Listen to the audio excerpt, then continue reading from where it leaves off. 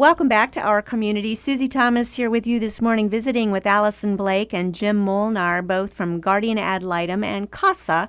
Remind us again what CASA stands for. CASA is the Court-Appointed Special Advocates. Court-appointed special advocates. And these are people who are coming alongside with children whose parents have they've gotten in trouble with the law. They are particularly maybe at-risk children as far as abuse and neglect. Something might not be awesome in the home, correct? Yes, they're involved with children's services in some form or fashion. Okay. So a case typically has been filed in juvenile court alleging dependency, neglect, or abuse. And we're talking about a marvelous program that's been in effect since 1982. Basically, this took the place of what? Because this seems to be a nice volunteer effort that has kind of gotten a heart that used to be something a lot more, for lack of a better term, sterile in the court system, correct? What has this replaced? Well, it's taken a portion of the cases from the attorney guardians in our court. All right. Now, what are you looking for in a person that wants to help be a guardian ad litem or CASA worker? Well, we have our requirements, like they have to be 21. They have to pass a criminal background check. They have to go through the training, things like that. Really, we're looking for people with a passion for helping children. Mm-hmm. You know, this isn't the easiest job in the world, but it is the most rewarding. And a lot of my volunteers will tell you it's not really a volunteer job or a volunteer opportunity. It's a calling for them. Yeah. And so they feel compelled to do this. Absolutely. I think it's another one of those things, unless it's on the top of our mind, we don't think about the need that might exist out there. Oh, yeah. And it's a huge need. And we've actually expanded in the last year because not every county in Ohio has a CASA program. So now we've taken the Stark County program and expanded to include Carroll County. So we're now a dual county program. Mm. And we've taken on 100% of their cases. And the people who are involved, as Allison said, 21 years or older, they're everything from used car salesmen to managers to male, female, retired teachers, young people as well, who are, some of them are just out of college, and a couple of them are in the social environment, but they're not necessarily social workers. So we have all different age groups, male, female, and some of them even still have kids that are young, and they still want to do this because it's like a calling. Mm-hmm. While someone is caring for their children, is anyone caring for the adults to help them in their parenting skills, to do a better job, to make the guardian ad litem or CASA worker not necessary in their home? Oh, absolutely. That's what Job and Family Services does. Mm-hmm. They have a case plan for every parent. They refer them to services all over the place, whether that's substance abuse, parenting, whatever services they need. They will give them a referral to those. All that's going on while our CASA is involved. So another thing our CASA does is monitor those services and make sure those parents are doing what they need to do for that child. Allison, you've been involved with this for how long? Well, the CASA program itself, I've been the director for about 2.5 years now. Prior to that, I practiced in family court starting back in '99. Wow. And Jim, how about you? I've been involved in the CASA program for 4 years, and I've also been job coaching and mentoring, and I helped start the lacrosse program, the girls' lacrosse program at North Canton. And so I've always been involved in children, and this is something that came along that just fit what I wanted to do. Mm-hmm. And it's been a passion for a long time. Looking back at your own involvement, well, I'll ask both of you this, but Jim, I'm sorry, you're going to have to go first. Your own involvement over these years, the personal fulfillment that you've gotten to experience, touch on that a bit.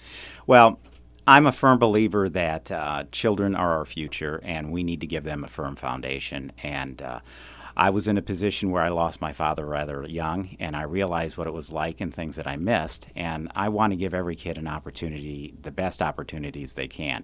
And if that means listening to them and listening to them grumble and letting them know that tomorrow they're going to wake up and it's going to be a better day. When I was a coach, I always had the feeling that no matter how much a kid grumbled, they did not get up wanting to give me a bad day. Something happened between the time they got up and the time they met me. Yeah. And if I can help in some way, help them see the world in a better light, or even just a calm light, I'd prefer to do it. Wow, that is good. How about you, Allison? Personally, what has this meant to you?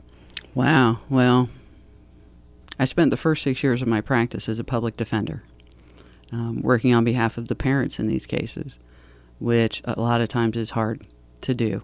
You have to have a very strong belief in the Constitution to do that for any length of time. Then when I went into private practice, I started doing guardian work, and it was really just the most rewarding work that I'd done, and it became the majority of my practice. Having a child at home myself and trying to keep those crazy hours of a private law practice, when the opportunity came up to be the director, I jumped at it. And I'll tell you, it's one step back most of the time because I'm helping the volunteers help our children, but it's the only job where I ever got a hug just for coming to work. And that's fantastic. Yeah, there's no better pay than something like that. Yeah. Tell us about the children themselves.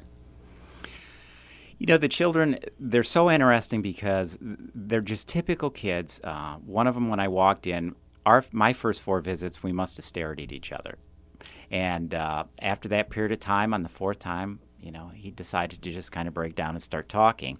And now, 2 years later, we look back at each other, and he goes, "Do you remember when we used to stare at each other?" And I go, "Yeah, those were wonderful times, just wonderful times." But the one thing they need is stability in their life, and the CASA volunteer can provide some of that. And over a lengthy period of time, whether that's 6 months, a year, or 2 years, you find that the time put in really isn't all that involved. It's time that's well spent. And when you see the smile on their face and just the fact that they give you a nod from up in the stands when you're watching them, sometimes that's good enough. And they want to do good. Most kids, almost all kids that I know, want to do good. Yeah. And this is an opportunity for them to know that there is an adult who also wants them to do good. So it sounds like the time you put into this is really up to you. It can be a drop in once a month, make sure everything's okay, or really investing time, which it seems to be the most rewarding, obviously, what you get out of something, what you put into it. But you going to the wrestling matches and so forth, that's got to mean so much to that young man. Oh, that is absolutely the case. And that's one thing I tell people. I like it that it's the court-appointed special advocate, but I also like to tell people I wish court wasn't the first word, because a lot of times they get like deer in headlights when they hear it. But in actuality, most of the time you spend is caring for the child, expressing to the court when and if you go there, maybe once a year at most, I would think, for a hearing of some kind, that the judge wants to know just how the child is doing. And it's those times that it just means the most, really. Yeah. All right. Well, let's send people to website. There's a Facebook page, which is kind of your support group of other CASA workers. I'm curious as to why. Okay, it's Facebook, and then it's CASA/GAL.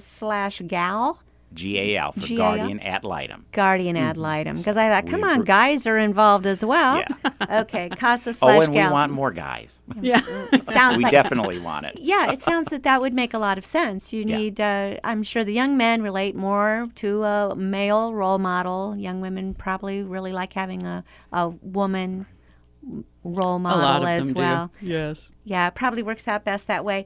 Speaking engagements, and I understand that you are available.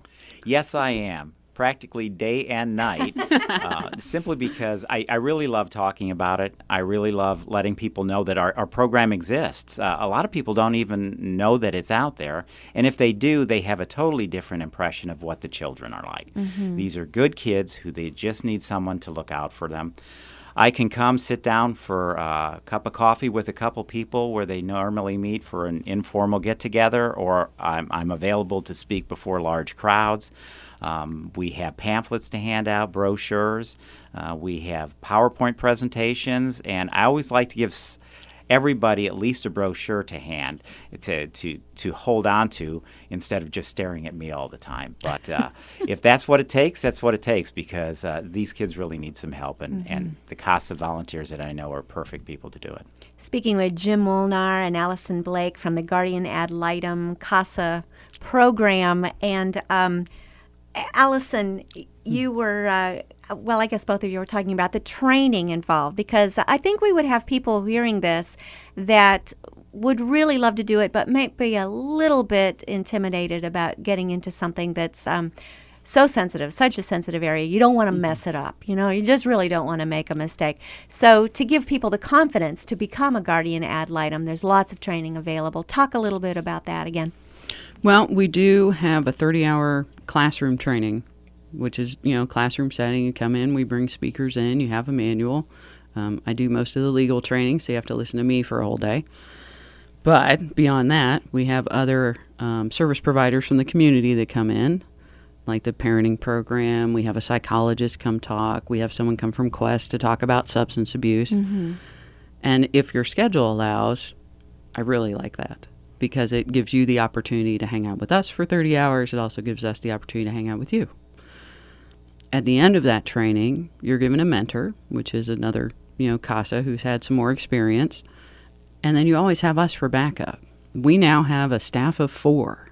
We brought in Jim as our development coordinator, and I now have an assistant director / volunteer coordinator, Jean Desmond, and I have another volunteer coordinator that we just added, Michelle Spees, because we've expanded, of course, to take on another county, so we needed some more staff. But that also gives our volunteers the opportunity there's always someone you can find at our office to help you. As far as our other training opportunities, we do have most of our training on video now. There is also an online opportunity through National CASA. So we will find a way to get you trained. If you want to do it, we'll find a way. Whatever your learning style is, you can meet it. Absolutely. That's so good. Now, you mentioned, did you say 200 children needed, but there were only 60 volunteers? How did that go? Or was it 100? Well, this year, Stark County has filed on actually 199 children. So that about counts 200. as 200. Yeah. And you only had 60 volunteers. Right now we do have about 60. I think we have about 60, maybe 62. And you brought on another county. Yes. So those 200 were only in Stark. Only in Stark. So we need lots and lots and lots of volunteers. Yeah. Okay. Absolutely. All right. Best way to reach you is how? Go ahead. Oh, do you want to start with Jim's phone number? Okay, go ahead. Jim Molnar, 330-451-7282. Please give that again. 330-451-7282. Mm-hmm. And if the line is busy, Leave a message, and I will definitely get back to you. Okay, and we'll give that again. That is 330-451-7282. Ask for Jim Molnar, and he will tell you all the benefits of becoming a CASA worker. And is that it? I mean, they just give Jim a call. Is that how you become, or who is your volunteer coordinator? Well, we have 2 volunteer coordinators, but probably the easiest way is our family court has a website. Stark County Family Court has a website, and there is a GAL, Guardian Ad Litem section. Okay, and what is that, real quickly? Okay, you know County what? Family Google it. Stark County Family Court and the Guardian section, and there's actually an application on there that you can print and send to us. There you go. Perfect. As easy as that. Thank you, both of you, for joining us this morning on Our Community.